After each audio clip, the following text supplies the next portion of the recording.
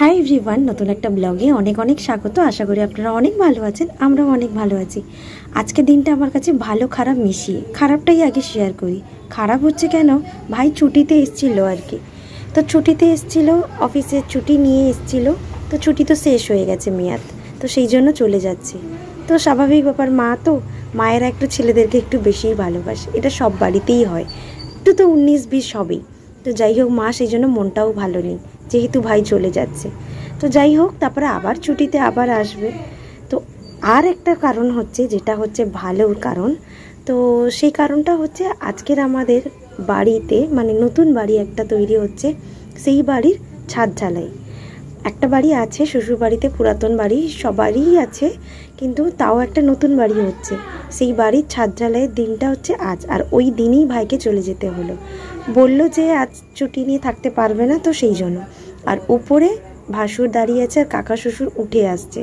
তো ওরা সবাই দেখছে আর কি, কারণ মামামের বাবার আজকে ডিউটি পড়েছে, তো সেই জন্য উনি থাকতে পারেনি। তো যাই হোক, আর এখানে মামামকে একটা মিষ্টি দেওয়া হয়েছে, সে খাওয়ার থেকে নষ্ট করছেই বেশি। খেলা করছো তুমি, যা খুশি করো, আমি হচ্ছে এ করে আসি, ঠাকুরটাকে পুজো করে আসি।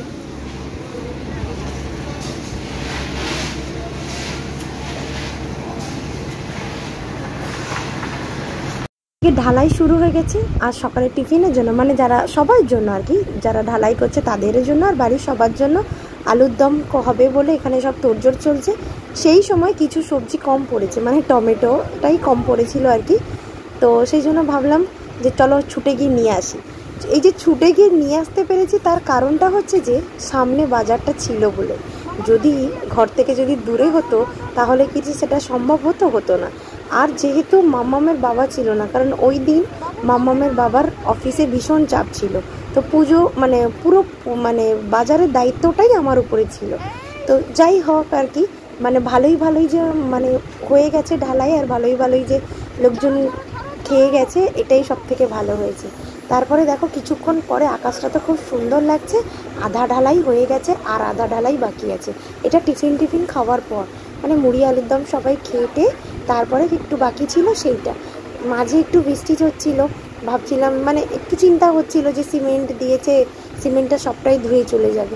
তারপরে যে দেখলাম না যে না, সামান্য হচ্ছিল, আবার থেমে গেছিল। সেই সময় দুপুরবেলাকার তোড়জোড় চলছিল, নিচেই রান্না হচ্ছিল। কাকি শাশুড়ি আর আমার মেজো জা সবাই মিলে রান্না করা হয়েছিল, হাতাহাতি করে সব হয়ে গেছে। আর ভালোই সুষ্ঠুভাবে সব কিছু হয়ে গেছে।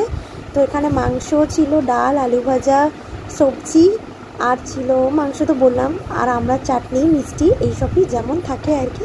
তো যাই হোক, আর মাছ ছিল, যে মাংস খাবে না মাছ ছিল আর কি। তো খাওয়া দাওয়া সব হয়ে গেছে। আর এখানে যখন আমাদের ঘরের লোক বাকি ছিল, সেগুলো মানে সব খাওয়া দাওয়া করতে বাকি ছিল যারা, সেই। আর তারপরে দুপুরে এইসব খাওয়া দাওয়ার পরে আর ব্লগ করতে আর ইচ্ছাই করেনি, কারণ সেই ভোর 5:30 দিয়ে উঠে আর শরীর টানছিল না। তো রাতে যেগুলো বাঁচাবুচি যা ছিল, সবাই মিলে একসাথে গোল করে বসে এখন ভাত, আলু সেদ্ধ, আর মানে গরম ভাত আলু সেদ্ধটাই হয়েছিল, আর যা ছিল সেগুলোকে গরম করে চালিয়ে দেওয়া হয়েছিল। তো যাই হোক, দিনটা নিয়ে খুব চিন্তায় ছিলাম আর কি, যেহেতু এখন বর্ষাকালের সিজন, তো কি হবে না হবে। তো যাই হোক, ঠাকুরের কৃপায় ভালোই আর কি দিনটা কেটে গেল।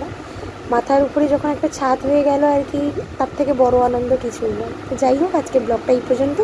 যদি কিছু ভালো লেগে থাকে, লাইক, কমেন্ট, শেয়ার আর সাবস্ক্রাইব করতে ভুলো না। দেখা হচ্ছে কিন্তু অন্য একটা ব্লগে, ততক্ষণের জন্য টাটা।